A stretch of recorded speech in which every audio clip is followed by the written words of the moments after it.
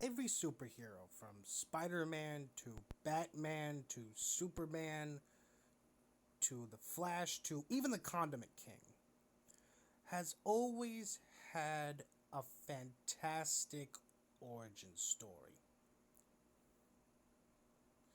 Hell, you can't even call yourself a true superhero or a true protagonist if your ass doesn't have a very memorable origin story. Case in point, the purpose of today's video, well, we're going to be going over the origin story of Mr. Brian Mullins the Fox, our furry Gandalf. Now, I decided to partake in the reading of Mr. Mullins' autobiography as a way to cut through the lies and the propaganda created by the trolls such as the Poopy Head Man, Galligore, and the drunken degenerate fox from Maine. And who better to explain the origins of furry Gandalf than the most Sigma hobbit around, Mr. Alistair Mycroft, myself? Because I know we all want to be Sigma hobbits. We all desperately would desire to be Sigma hobbits. I'm sure every one of you is working hard to become a Sigma hobbit. I know it was a pain in the ass for me to become a Sigma hobbit. But if I could become a Sigma hobbit, so can you. One of the ways I think that we can become fellow Sigma hobbits is reading the life story of Mr. Brian Mullins the Fox. Now we're going to start off with the summary here. The story of my life. Aptly named. This is nonfiction. By the way, just in case you're curious, this is a nonfiction book. Everything that we're about to read is 100% the truth and nothing but the truth, okay? So, the story and biography of my life from birth to present day.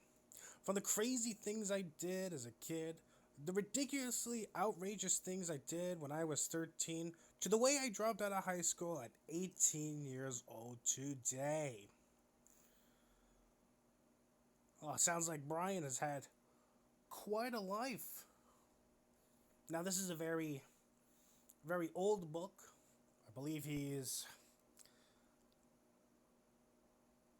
was born in 99, so he's got to be about 25 years old now. I I sure do hope Brian gets around with updating, maybe putting together a second book, because I really do want to learn exactly what he did after he was 18 all the way to now. I'm sure that'll be an interesting book to read one day. But for right now, we have this book, and for that, I'm thankful. So, Chapter 1, Birth. I was born on May 7th, 1999 at 60th Medical Group, a hospital that is a part of Travis Air Force, based in Fairfield, California, in the county of Solano. I was diagnosed with autism. Wow, I've been diagnosed with autism. I never knew Brian Mullins the Fox had autism. I mean, a furry that declares himself a Sigma male and says that we have to dominate ourselves before we can dominate others, and also claims that we can give ourselves HIV, sexually transmitted diseases all by ourselves. That guy's autistic? I had no idea. Completely just taking me out of left field with that. Wow. Wow, I'm not even through halfway through chapter 1 and already. Oh, already this has got to be the best book I've ever read, and that's really saying something. I really don't read as much. I was living in California for a few weeks until my mom took all of us on a flight that would soon lead us a drive after the flight to Charlotte, North Carolina.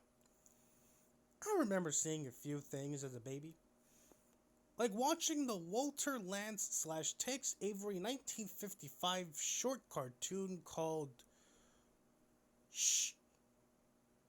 Shh. I think that's how you pronounce it. I'm not entirely sure. Also, like me entering this red chick brick house watching the 1951 Looney Tunes cartoon called The Wearing of the Grin. Wow, you could tell he's already had one fantastic babyhood. I guess we can call it. I mean, he has one fantastic babyhood so far. I mean, yeah, he was diagnosed with autism, but our boy's watching the fucking classics. Tex Avery and Looney Tunes cartoons from the 50s. I mean, you can't get any more classic than that. I mean, I like to think our Brian boy, our special little boy Brian, he was spoiled as a little baby. And rightfully so. I mean, he is a king. And finally being put in a freezer as a prank to scare my mom by one of my mom's exes, Benjamin Hewitt. Okay, I guess Brian really didn't have much of a good babyhood, really. I mean, yes, okay, you know, watching some 1950s cartoons is pretty fucking base, but getting shoved into a freezer as a prank? Definitely not based. Definitely not based at all. I was scared to death when Benjamin did that to me.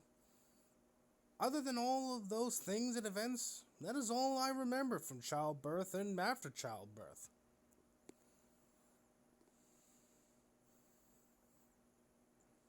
I feel you. User 68090684. I agree with you.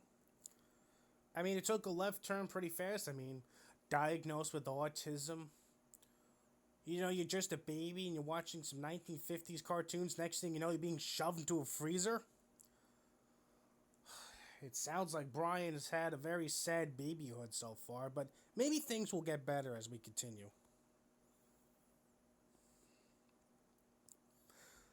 When I was a year old, I was still living in Charlotte, North Carolina. Lived in a house that is made of banana yellow plastic ruffle siding with sky blue shutters, with a garage attachment right behind it. I went to Supply Elementary School as a kid growing up. I even remember playing with the little 1998 Dandy Turkey and the straw bouncing turkey. Life was good in North Carolina, except for the time that I broke my brother's yo-yo with cutting the string with scissors. The time when I was watching Rugrats on VHS, the Nickelodeon logo scared the living daylights out of me. Understandable. Suddenly, Hurricane Arthur hit Charlotte, North Carolina. Now we have to move all the way down to Goose Creek, South Carolina, to live with my grandma and grandpa, my mom's parents. During that, Benjamin Hewitt got divorced, around the same time my father got divorced. I did crazy stuff as a little baby, like tearing a tiny piece off of the little elephant's husk of my grandma's elephant sculpture she was given by a friend of hers.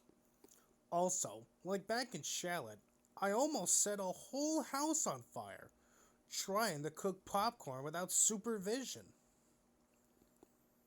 Wow, Brian, I had no idea you were a bit of a pyromaniac back in the day. You learned something new every day. I had to tickle me Elmo for Christmas when I was probably 2 or 3. And I remember that my brother had to tickle me Cookie Monster. We put the vibrating plush dolls on top of each other. Yeah, I'm sure Cookie Monster was very excited. Start eating a bit of Elmo's cake there once he was on top of Elmo. I'm sure that must have been quite a sight to behold. I also remember that I went to this house where I have seen a shaking wooden moon vibrating in the severely dusty spider's web while recollecting the end of the song Let Me Be Your Wings from the 1994 film Thumbelina. Okay, I've never seen that film before, and I probably never will, so I'm just gonna assume that is the final song. I remember when I was a little baby, I heard this weird song I used to call the Wild Nick Style song. I later know this song as Hit 'em Up Style or Oops by Blue Cantrell. I also now remember that I was 5 or 6 years old when I was put in a freezer, not a baby. Okay, whew, thank God for that. I mean, I think we can all agree that being shoved into a freezer when you're a baby a lot more traumatic than being shoved into a freezer when you're, I don't know, some punk ass 5 or 6 year old. Okay, definitely more traumatic when it happens to you when you're a baby. Also, I might have heard Blue Cantrell's song back in 2004. I covered my ears because I couldn't stand the jumpy music.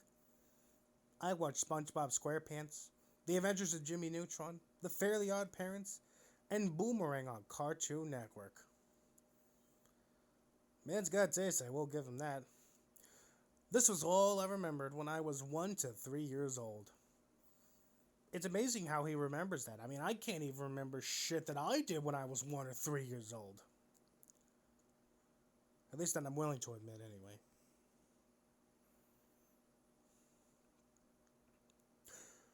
When I was 4 years old, I was a little student at Westview Primary School. I was struggling with math, English, and science. I was slipping from grade to grade until one day where my mom promised me that if I did well on all my math problems, I would get a free Coke and an orange. And I did. Wow. I wish my mom would have gotten me a free Coke and an orange when I did well on my math problems. Like the most I would fucking get was maybe like Burger King. Pfft, that's just for pussies. Real Sigma males, okay, we get rewarded with free Cokes and an orange. And I remember vomiting afterwards, but that was okay. Nothing new. I remembered vomiting after just eating green peas. Understandable. I just vomited after eating everything green for some reason. I remember as a kid requesting to eat chocolate covered oysters. I had no idea those were a thing. I ate it. It didn't go well. I didn't like it. I remember all the stupid things I said and did. I'm sure you do. I went to church as a kid. I didn't know I was at risk of being slaughtered and eaten as a Christmas roast. I had to behave and obey my religion back then. I was retarded. Okay, that must have been one hell of a sermon if the pastor's like screaming into his microphone saying that all the retarded children better behave, otherwise they're gonna get slaughtered and turned into a Christmas ham. That that must have been one hell of a fucking sermon there. I wish my church was like that. Man can dream though. When I was 5 years old, I remember my first summer vacation with my father and grandmother-in-law. My siblings were there and they annoyed me with that stupid cowboy toy. One time I remember going to Aunt Michelle's house. As I walked up the stairs, I saw this purple eggplant. It scared me because it laughed and vibrated. I pushed it off the window. I remember messing with the grill knobs and I got in real big trouble for that. I'm kind of curious now if Aunt Michelle has forgiven our furry Gandalf for breaking her special eggplant there. I'm sure she has by now. When I was 6 years old, I remember seeing Madagascar and other kids' movies in theaters and getting a Gorillaz shirt for Christmas. I also remember going to Pine Bridge Inn, which is a vintage country hotel located in Spruce Pine, North Carolina. Well, if I ever decide to take a visit to Spruce Pine, North Carolina, I know where I'm staying. I can tell you that. I can tell you that much. With such a glowing review as, well, that, Pine Bridge definitely seems like the shit. I also remember that me and my grandparents used to hang out around a bonfire and enjoy a live local country concert, while also remembering a Kenny Rogers song called Lay It Down. That's all I could clearly remember when I was 6 years old. When I was 7 years old, I lived in Goose Creek, South Carolina. I remembered going to Westview Primary School, where I puked every time I ate green peas and mashed potatoes. I was afraid that mashed potatoes had bones in it. I can relate. I think everyone can relate. We all had a fear of mashed potatoes having bones in it at some point in our lives. It's a rite of passage, really. It made me gag every time. I remembered someone who picked on me. His name was Lorenzo, but soon after, we became best friends. Oh, well, isn't that just sweet? Isn't that just adorable? When I was 8 years old, I was still living in Goose Creek, South Carolina, still going to Westview Primary School. I remember this year with the I remember this year with the worst Christmas ever. My mom couldn't do much because she was having some sort of financial problems. But the truth is, it was also because of something else. They planned for my mom to take my life and for the whole family to eat me as a Christmas roast. But it never happened. Then a verbal altercation started between my grandparents and my mom, and it ended when my mom stomped into the office and started crying. The rest was history. I can I just say, in a situation like that, I would have definitely called Child Protective Services on this mad woman. I mean, who decides that they are going to roast their special autistic boy and turn him into a Christmas roast? You want to know who? A fucking terrible bad mom. That's who. When I was 9 years old, we moved to a house in Ladson, South Carolina. We made fun of the address number because when we see it backwards, it spells out diet. I remember choking on some things and making dinosaur sounds. We watched Animaniacs. I remember continuously watching Snowdown VHS over and over again. I remember going to Westfield Elementary School. But later in the year, we had to move back to Goose Creek, South Carolina.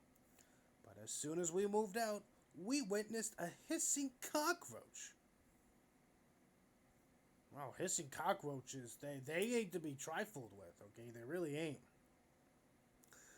When I was 10 years old, we had to move out of Goose Creek, South Carolina, all the way to Colorado Springs, Colorado. We used to live at 2160 Chapel Hill Drive, Colorado Springs, Colorado. I had to go to Ranch Creek Elementary School. My sister Mary had to go to Mountain Ridge Middle School. The one school that gave me nightmares when I had a fixation of staring at the grizzly bear with ripped out eyes and black holes as the remains. It scared the living daylights out of me every time I thought of it. Then, when it got closer to Christmas, we had to travel all the way, stopping at 2109 Fayetteville Road in Rockingham, North Carolina. Then, we finally arrived at Goose Creek, South Carolina. Okay, you want to pay attention here now, my fellow Sigma Hobbits, because it really does sound like Goose Creek, South Carolina. Okay, this is our Mecca. This is our Jerusalem for Sigma Hobbits, okay? I feel like next year for Valentine's Day, we should all make a pilgrimage to Goose Creek and give thanks and blessings to our furry Gandalf here. Anyway, continuing. Then we drove all the way back to Colorado Springs, Colorado, celebrating the entrance into the new decade called the 2010s.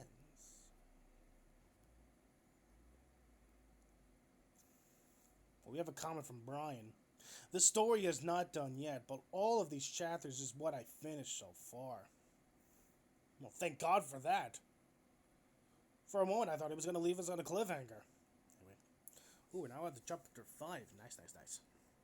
When I was 11 years old, I remember having to move back to South Carolina after that is probably one of the most nostalgic summer vacations I ever remembered. Me and my sister Mary would go to an old house with a basement that reminds me of the 1950s film Cinderella every time I smell the nostalgic cigarette smell. Okay, I mean when I smell when I smell stale tobacco smoke, I don't immediately think of uh, Disney Cinderella, but hey, to each their own, man. I mean, when I was 12 years old, I only remember moving to James Island, South Carolina, to a duplex house that was built in 1975. We lived in the B side. I also remember constantly getting bed bugs and having my brother putting diatomaceous earth on the floor. I used to go to Fort Johnson Middle School before I moved to James Island. I used to go to Westview Middle School in Ladson. When I was 13 years old, I remember the summer vacation where we stayed at a stranger's house, though it also had a basement as well. Thoughts of dramatic chipmunk and the opening to Charlotte's Web 1993 VHS kept me humming in 2013. It was a hectic year for me. I remember ordering 5 pizzas to my sister's name like an idiot. Myself back then. I used to look really ugly as a little kid myself. I used to have a red Nintendo DSi. Before I turned 14, I remember the first time I met Sasha LaFleur when watching All Dogs Go to Heaven too. I also remembered moving all the way to Fairfield, California, but it unfortunately ended bitter in 2 months flat. But things were but things were turning only for the worst, and I continued being an idiot on the internet and causing a hell of a rage fest on Google Plus. I thankfully got banned off the internet. Things were smooth at the end, luckily. I guess that little ban of yours really didn't last long, hey champ. When I was 15 years old in 2014, I continued to find a way to get on the internet behind my mother's back, posting a lot of shit that I am not even supposed to in late 2014. It only got worse in 2015. We moved to Monk's Corner, South Carolina. My mom and her quote unquote fiance getting into a verbal fight over the point where he decided to go completely batshit insane and bashed his head into a wall, causing a hell of a lot of concerns for the safety of me and my sister Mary. And that happened over something I dare not to mention. Well, I'm interested in knowing now, but I don't think that day will ever come, sadly. Later in 2015, we moved to 10 Mile, Tennessee, where we lived in a log cabin house with a detached addition with a garage under the additional 3 rooms, 2 bedrooms, and 1 bathroom. I lived in the same family environment for almost 2 years. In 2016, one summer day, before I thought I was going to go on summer vacation with my grandparents, I wrote some really questionable stuff, as I and many others felt that I was becoming an atheist. Some of the things I said in a booklet I made with paper and staples called The Mullins Truth. I definitely gotta check that out now. Somehow I went to see them.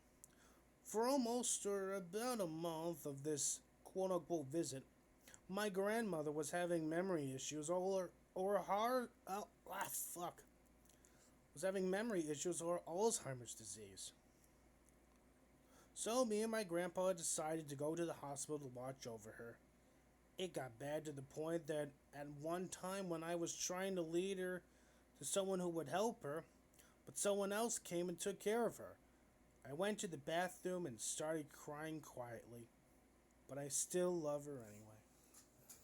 Then all of a sudden, after writing horrible stuff for shock value in my locker and sometimes on my paper, something that I will not mention for personal reasons, I got kicked out of school due to the fact of how hectic the environment in Tennessee was. On October 16, 2017, after having to work my ass off cleaning my room constantly, housekeeping, doing the dishes, raking the leaves, mowing the lawn, and keeping my calm as much as I could, I left that abusive environment after considering it for a few months.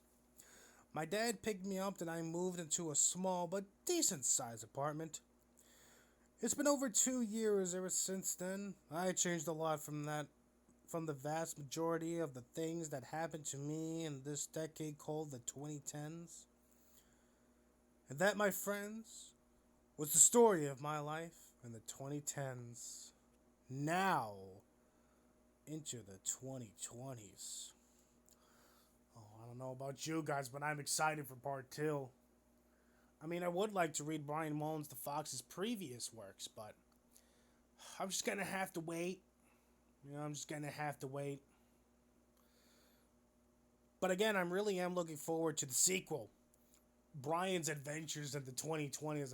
I'm sure that's gonna be one hell of a read when that book comes out, if it ever comes out. I mean, I hope it comes out, but maybe Galligore will bully Brian into committing suicide. Who knows? There's only one way to find out, and maybe we'll get a true origin story on the roast game. I know the roast game is certainly interesting, I will say that.